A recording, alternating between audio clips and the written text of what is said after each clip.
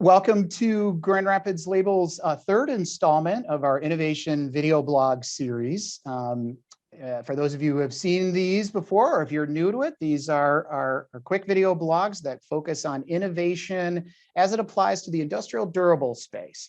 I'm Bill Bergstrom, Vice President of Sales and Marketing for Grand Rapids Label. We're a decades-old family-owned label converter here in Grand Rapids, Michigan. And today for our innovation discussion, we are super excited and honored, quite frankly, to have Mike Wall with us, the Director of Automotive Analysis for IHS Markit. IHS Markit is a global leader in data insights and data analysis as it connects to capital-intensive marketplaces. Mike's expertise is in the automotive world, specifically, and again, a true honor to have you. So welcome, Mike. Thanks, Bill. Appreciate it. Yeah, and again, for the purposes of the video blog, we're going to keep it about innovation. So we're going to talk specifically about the EV marketplace, the electric vehicle marketplace. It certainly goes hand in hand with innovation discussions. Certainly a marketplace that moves very quickly, is even mature, but also moving very, very fast. My words, not yours. So we'll keep it about that and really look at kind of state of the market and then a couple of horizons, 1 to 2 years out, and then maybe 5 years out and beyond for the EV market specifically, looking at how it's a bit of a bellwether for the industrial space in general. So I'm going to be quiet because, Mike, your expertise is, I'm a fan of your work and of IHS Markit. So I'm going to be quiet, maybe a little bit about yourself, a little bit about IHS Markit if you'd like, and then we'll dive right in. Yeah, sounds great. No, I appreciate the opportunity, Bill, to participate in this conversation. And a little bit about myself. You covered IHS Markit very well. We are we're a business intelligence firm covering a wide variety of industrial verticals, chemical, energy, automotive, amongst many others, and a lot of interconnectivity with automotive as well. So we find that as very positive, a beneficial aspect to being part of this broader organization as it relates to our automotive practice. For me, I've been covering the auto industry for, almost 25 years now. Spent some time within a supplier right here in West Michigan. Also spending a number of years in the forecasting space. So forecasting like sales, production, powertrain trends. Obviously, this very, very much dovetails in nicely with the topic of du jour of electrification. And it is such a hot topic right now. Obviously, there's a lot of other news and travails that are impacting the auto industry right now. In the very something about term. Supply chains and chips and things like that. Yeah, right. Yeah, okay. There's a little bit of this, a little bit of that, but what it's not doing, and I think this is telling, in prior disruptions, in prior recessions, what you normally see is you would see a retrenchment, you see a pullback, and it could delay some of the maybe new technology advancements and movements on that front. That's not happening this time around. In fact, I dare say it's accelerating. So this shift towards electrification, whether it be here in North America or Europe or Asia, primarily China, is actually accelerating. And it's really interesting to see. So when you talk about innovation, that runs perfectly hand in glove with what we're seeing going on the electrification front. Yeah, so let's maybe let's just expand kind of right where you are, right? We'll get to some horizons. That's an important part of our innovation discussion, but certainly maybe a couple of minutes on the current state of the EV market, right? I said it earlier, right? Tesla, the design of the S has been around the better part of a decade. That seems shocking to me, but wow, time flies. So maybe a little bit of insight on kind of the state of the EV market before we dive into some of the horizons. Yeah, absolutely. Yeah, so the state of the EV market is very much in transition. You mentioned Tesla. They're the gorilla in the room, no doubt. And to your point, some of those designs haven't changed in a long, long time, but boy, they've got some of the fiercest owner loyalty. They've created, in some ways, they become a little bit of the Kleenex of automotive. The name, if you think about EVs, it's a Tesla. And now what we're seeing, other automakers, having, on the one hand, having to catch up somewhat, but I will say too, these automakers are closing that gap rather quickly. When you look at some of the new offerings out there, Mustang Mach-E as an example, Hummer EV coming later this year, There's been some pretty profound advancements, but where we are state of the industry right now is it still feels kind of like early days. And it's weird to say that on the one hand, because you do have a very kind of fully fledged EV automaker out there in Tesla, but then you've got this deluge of new models coming down the pike. And more importantly, what we saw with Tesla early on is very focused around sedans and those type of vehicle sets, eventually evolving into crossovers. Well, now we're about to see that go in mass, where we're going to see more and more crossovers, pickup trucks. Pickup trucks have been in the news on the EV front as of late. We got a Ford Lightning coming down the path, F-150 Lightning. We've got a Silverado EV, of course, the Hummer EV, both pickup and utility kind of variants as well, Rivian. So there are new players coming down the pike. So this intermediate time period is really going to be about creating a more diverse vehicle lineup of all sorts of different shapes and sizes of vehicles to hopefully stoke customer interest and start to attract the consumer, in addition to some of the other beneficial aspects of EVs. Now, it's not to say we don't have hurdles to overcome. There are a number of hurdles that we're going to have to manage through this process, but we are still, again, early days and starting to make that shift. Numbers wise, you look at last year, if we look at it based on vehicle production in North America, it's about 3% was battery electric. Okay. Well, it doesn't sound like a lot. It's again, early days, heavily focused on Tesla. If we start talking about that intermediate term, that sort of next step, call it 2025, you see that growing to about 14%. So still doesn't sound like the numbers that maybe the Biden administration has been talking about, that 40 to 50% out by 2030, 2035. But it's also a significant growth path over the 3% we already have. Yeah, so right. So we're creating the near to intermediate term. You said 3 to 14. We're trailing out of 21. You're talking about 25. So in only 4 years, yeah, you're right. That again, my word explosive, but that's a pretty sharp curve. It's a pretty sharp uptake in the model count too. And I didn't really mention, I alluded to it. The model count is really poised to spike. So we got like 17 models produced in North America right now that are battery electric. Okay. And growing to, by the time you get up to 2027 or so, 2028, shoot, you're going to be closer to 100 models or more that are, again, just battery electric. So how does that really quickly? So 100 models, right? Now we're starting to talk horizon. So that's great. We can kind of transition in those. So if you're 2027 and you're 100 models, how many models are sold, or how are you like in current state? Are there 700 models of vehicles available? Is there? So you're thinking 14%. So maybe I can do the math, but I'll be quiet. I believe it is. As you go out further, because then we have to forecast too how many models will, I think it's going to be on the order of around 500, 550. Okay. Total models. So that would include those EVs. And then where it gets a little tricky is you do have some vehicle models that are both internal combustion and battery electric. Right, the hybrid. They kind of share the domain under that nameplate. So there's some sort of, we have to make sure we try not to double count things like that. But it's going to take a much more significant portion of that model count than ever before. So if a part of these discussions and the value of for the viewer of this discussion is, again, thinking about, all right, what kinds of questions can I be asking myself, my organization, to participate, right, and benefit from where this is headed? How do I need to think like these companies, those types of things? Let's start with that kind of 1 to 2 year horizon, right? You're already talking about model percentage growth and number growth and so on and so forth. Help me with a little bit more color around where are we 2 years from now in the EV market? And again, maybe even connect a thought or two for a company like ours, right? Participating in automotive, heavily involved in automotive, or another, kind of industrial organization that's listening to this. Absolutely. And what you're going to see is, again, that model count growth really starting to accelerate, and also the volume, call it the actual unit volumes as well, really starting to grow. So, what do I mean by that? When you go out just a couple years from now, we're talking, what are we at? 2021, almost 23. If you go up to 2023 or 2024, that model count's going to ramp up to maybe 66, 67 models that are just battery electric.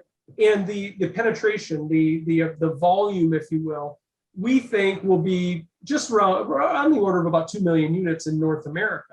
Okay. So when you start thinking about that, that volume growth, and right now it's, in 2021, we're going to be probably around 750,000 Okay. units or so. I mean, we're in that 600 to maybe 650.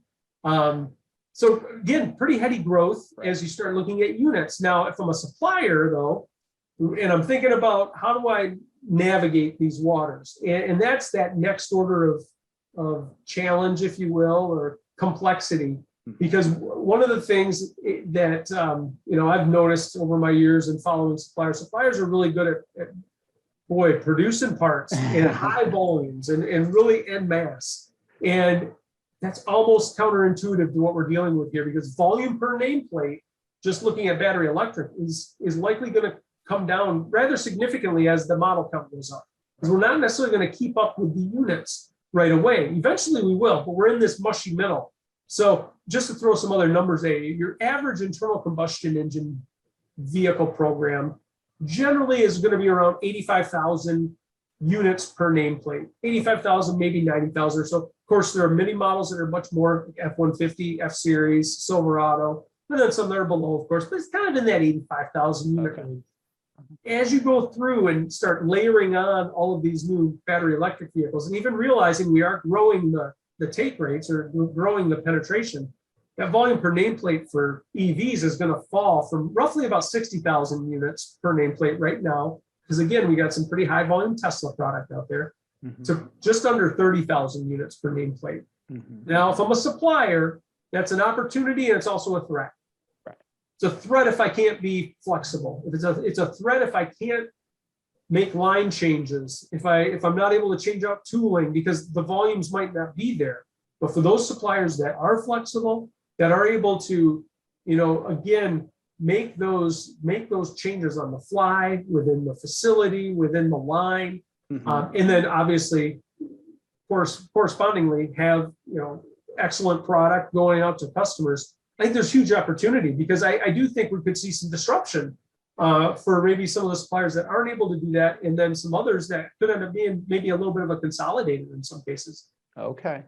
So some of the more recent news, if that's where we're going, right? So that trajectory is happening, and we're going to start to see that over the really the 1 and 2 year conversation we had leading up to this conversation. We had touched on this idea of what we're seeing out of, I think it was Ford specific. I know it was Ford that made the announcement, and the value of the dealership, right?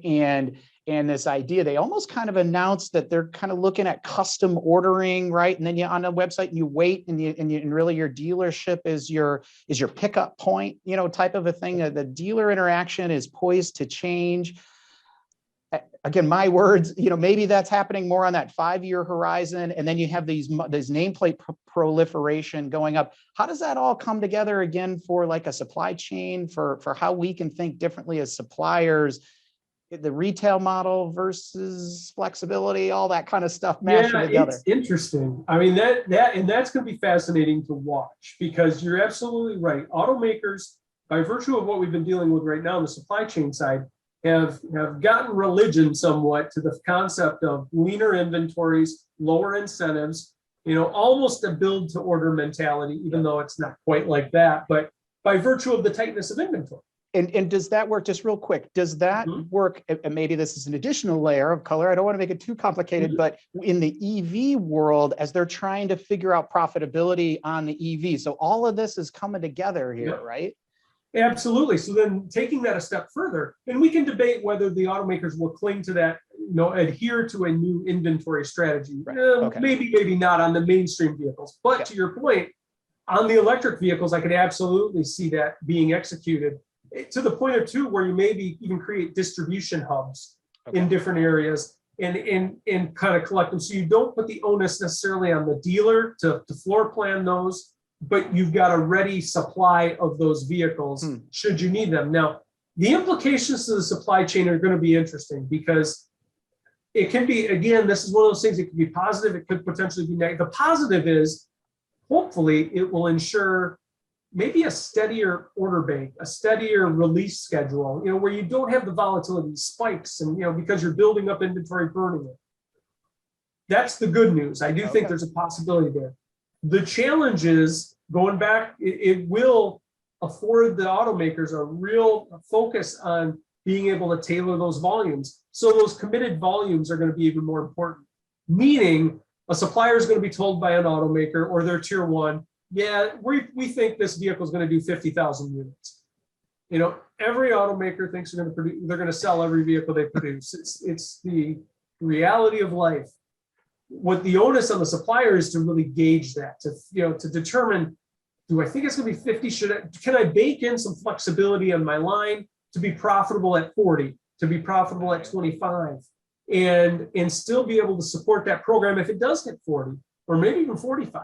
So those are some of the things to kind of keep in mind. And that's where, frankly, innovation can come up and come to play as well, because it may be innovation as it relates to the part, but frankly, it could be innovation as it relates to the line, the assembly line, the R&D, all of that. Yeah, that I think is an important take on the use of the word innovation, right? We could throw out innovation, it means all kinds of things, but even just innovating your business model because you're seeing these different, like we will continue to make labels. We see a very long, very bright future in the labeling world for sure. But what it means, where our breakpoints are on profitability, to your point, how we might choose to invest in inventory management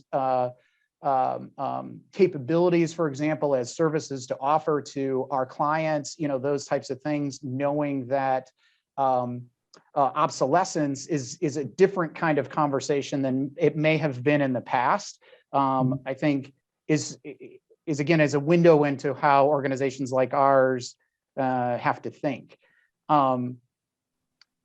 Let's take that conversation, right? We focus it on EV, and I just love this idea of such a fun new technology, proliferating and growing in the automotive space. Let's take a couple of minutes before, we kind of need to keep an eye on the clock. How does the electrification of the automotive marketplace, how's that a bellwether for industrial durable products in general, appliance, outdoor power equipment, home goods, those types of things? You guys at IHS, do you have that conversation? Is that a reasonable arc to draw, or am I reaching? No, you're definitely not, because probably now more so than ever, we're, automotive, to our chagrin at times, it's known as the Rust Belt type of technology. Right. I live there. All that kind of thing.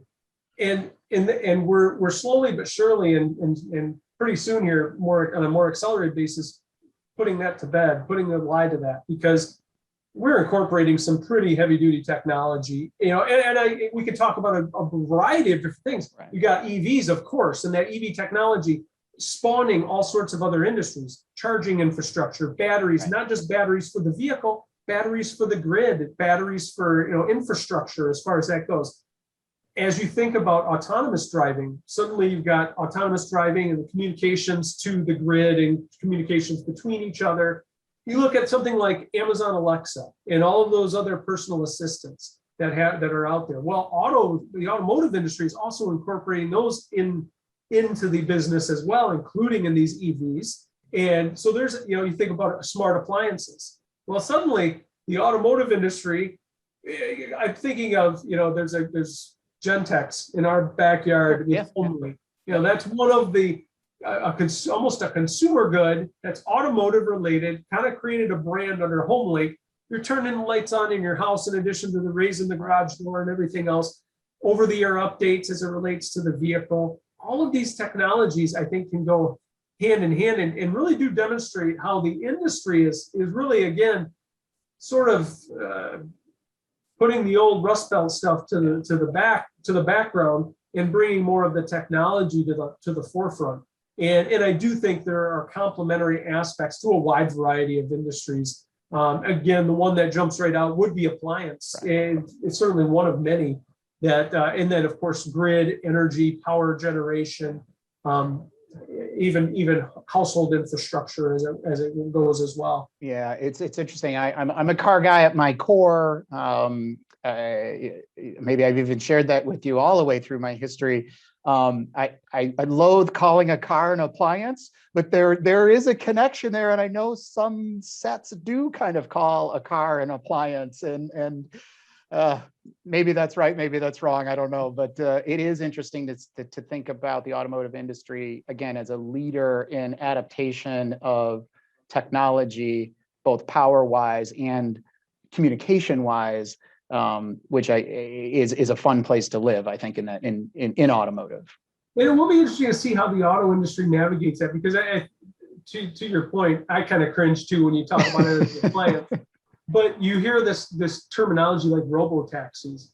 Right. Well, robo-taxis are going to increasingly, the destination is going to be EV driven, Right. and more, dare I say, pods on wheels at some point that are self-driven. And that will have a different interior to it. There'll still be a focus on the customer, the consumer, Right. and some unique differentiation on the inside, but the outside may not look all that different. Yeah. But yet, you're also going to have some pretty souped up, EV driven, albeit sporty cars and off-roaders and all these other things. They're going to be very distinctive and have unique flair to them as well, that are going to be very much anti-appliance on that end. Yeah. So I think the industry is going to kind of bifurcate on that front. That's interesting to think about. Well, yeah, I'm all for the Tesla Plaid, right? I need 1,000 horsepower for sure. There you go. So a couple of things. First of all, thank you. Right, here we are already. We've covered a ton of ground. Mike, again, thank you for your expertise and your view that you bring to the table. In closing, kind of last question, again, hopefully helpful for the consumer of this content and of this video blog.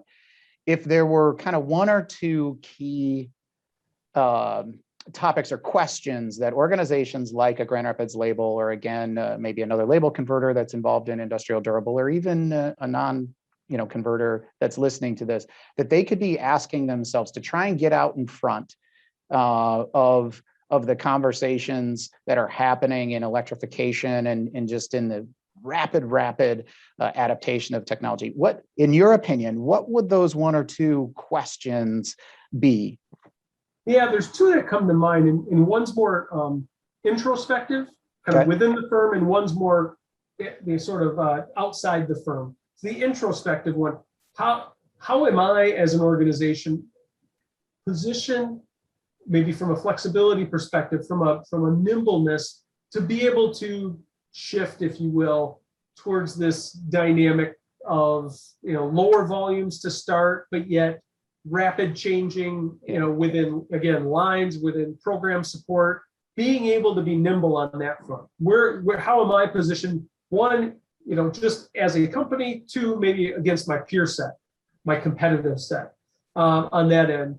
And as a subset to that, to what extent is my component or my product able to be shared amongst a variety of vehicle nameplates, something that removes that volume per nameplate out of the picture somewhat. Yeah. And we talk about electric vehicle architectures and things like that. I think labels, perhaps, being more, I don't want to say commonized, but being able to be carried across different vehicles, that would help remove some of that. So that's, again, introspective. Then the outside, how can I get my part, my product, my service that I'm providing to the eyes of what is your end consumer, the automaker? Yeah. Eventually it'd be ideally to be the consumer of that vehicle, right? Or perhaps, but really the automaker, because the more you can get the exposure in the contacts and the linkages with that automaker, and if you're a tier 2 or tier 3 type setup, it's even more important. Obviously, if you're tier 1, you're having those conversations about forging then different relationships at the automaker, maybe with the design and development group, versus just basically purchasing, getting your name on the print, if you will, all those things to really kind of lock it in stone as much as possible along those lines. Making yourself indispensable at the front end makes it a lot easier to navigate what could end up being some more challenging discussions around volumes and pricing and all that sort of thing as well. So that's kind of my twofold, both taking an internal and an external look. Yeah, I appreciate that external as well. It's a conversation we have a fair amount here. We love our buyer and we love our engineer personas, and they're great to work with, and I think we're well positioned to offer real value to those two personas. The one that we're really having a lot of conversations about, that quite frankly, not that long ago probably really wasn't on the radar, is the brand ownership group. Is that kind of that marketing group that's really out there trying to figure out how they're going to best connect that nameplate with their end user. And in our world, how does the label become an integrated communication device for your end user? Yep. No doubt we're track and trace and all those wonderful things, right? But how, if we're not having that conversation as well, we're missing an opportunity. And we talk a great deal about that. So I love that conversation about looking to make sure you're aligned internally with the right people who are having those types of conversations. So, yep. Well, again, we've got to end our video blog. These always go quicker than we think. Mike, thank you very, very much for your time. IHS, again, we're big fans, not only of you, but of your organization. We're a client of your organization. And I think the world of your work, you guys were unbelievably forthright with data during COVID in 2020, incredibly helpful data that we used all the time here internally. So thank you for that. Again, thank you to the viewer of the video blog today. Hopefully you come away with one or two actionable items. Mike, thanks again. And hopefully you and I will see each other very, very soon. Absolutely. Thank you so much. I really enjoyed the conversation. Thank you.